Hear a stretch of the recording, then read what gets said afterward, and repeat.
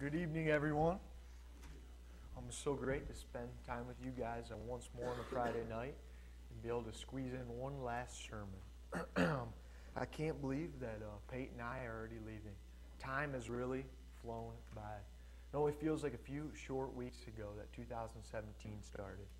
A few of us who just graduated are at one of the most important times of our lives. We have to make decisions right now that will affect us until we die. We cannot just waste our summers away anymore and live carefree with no responsibility.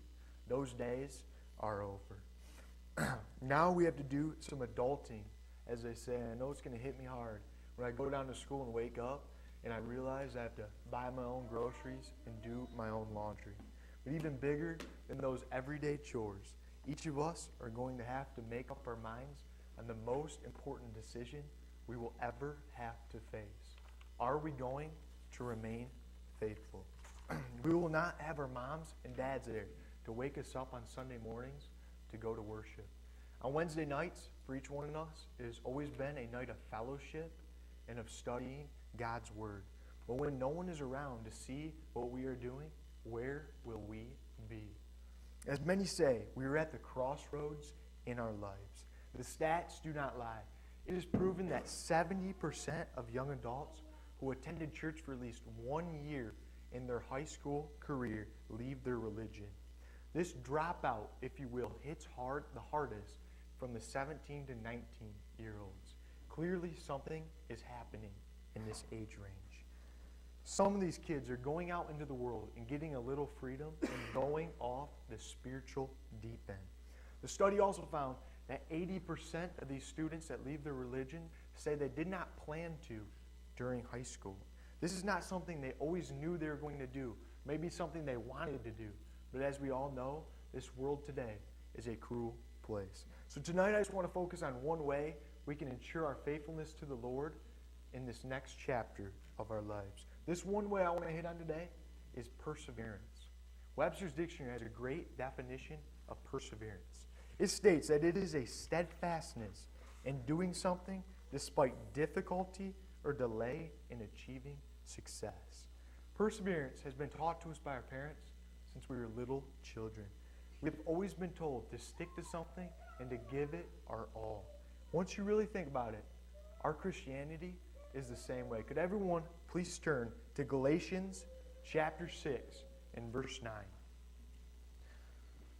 There's Galatians chapter 6 and verse 9. This is one of my favorite passages. It reads, "And let us not be weary in well-doing, for in due season we shall reap, if we faint not." The Bible tells us that it will not be easy to live right. It gives us numerous examples of people who cracked under the pressure, just like the 70% of students do today. Judas would rather have 30 pieces of silver than to stick by Jesus' side. Peter would rather disown Jesus than to say he ever even knew him. David, a man after God's own heart, would rather have another man's wife than to be happy with what he had been blessed with. Every man went through struggles, but we are told that in due season we shall reap or receive a reward of heaven if we do not faint or cave in to the pressures that society puts before us.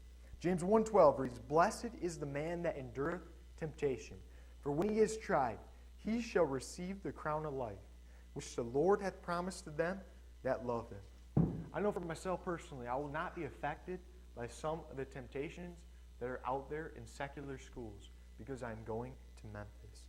But even though I will be attending preaching school, just like every other young adult out there, I will still be facing certain trials. The norm these days is just to stick in with the crowd. Just do what they are doing and go with the flow. Do not ask questions. Society might teach us this, but what does the Bible say? Let's use Hezekiah as an example. Hezekiah was a righteous king that ruled over Israel. He had perseverance, even though he was surrounded by sin. His own dad, as it is recorded in 2 Kings, was a wicked man. It reads in 2 Kings 16, verses 2 through 4.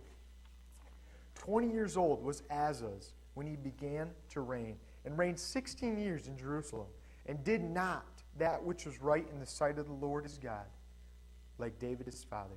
But he walked in the way of the kings of Israel, yea, and made his son to pass through the fire, according to the abominations of the heathen, whom the Lord cast out from before the children of Israel. And he sacrificed and burnt incense in the high places, and on the hills, and under every green tree. As you see, his own dad was wicked, but Hezekiah didn't even let this influence him.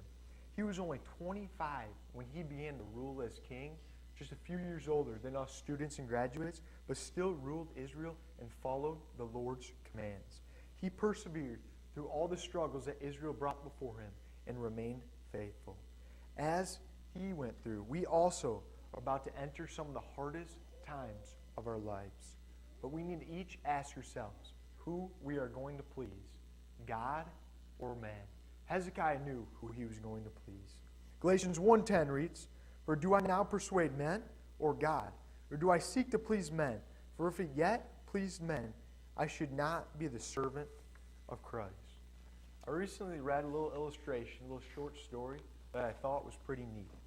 It stated, "A man starting in the fish business hung out a sign, 'Fresh fish for sale today,' and invited all of his friends to the opening.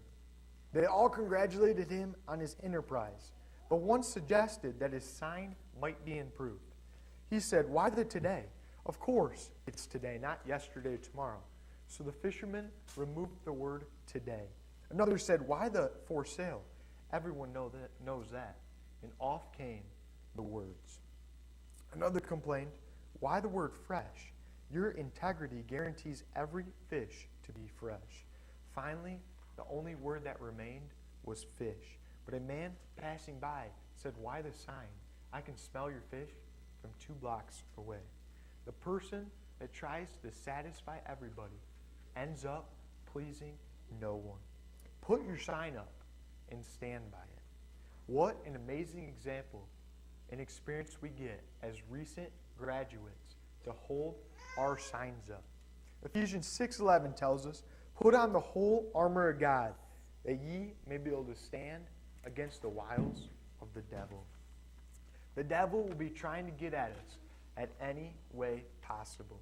It is proven that young adults and teens have the most temptations by society because we are constantly bombarded by peer pressure and sin. But with all these temptations comes great opportunities.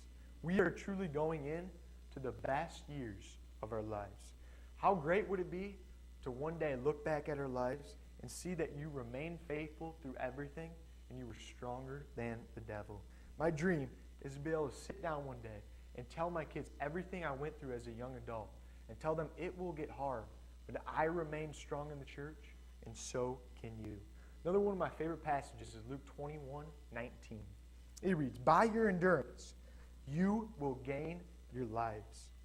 It is sad to think that this will probably be the last time I speak before you guys for a long time.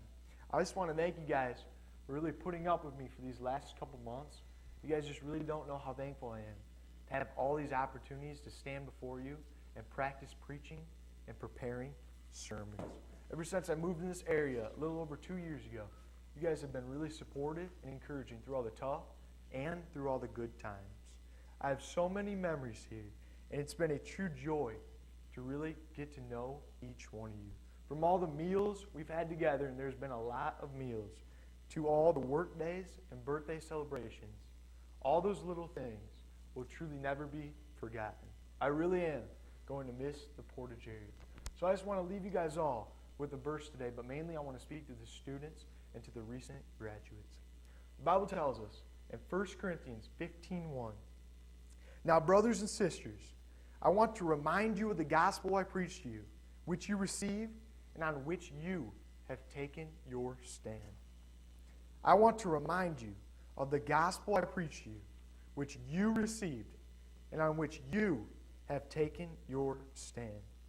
Let's remember what our parents have taught us the last 18 years of our lives and stand firm in what we believe in. What a time it truly is to be alive. If we can help you in any way, Please come forward as we stand and sing the song of invitation.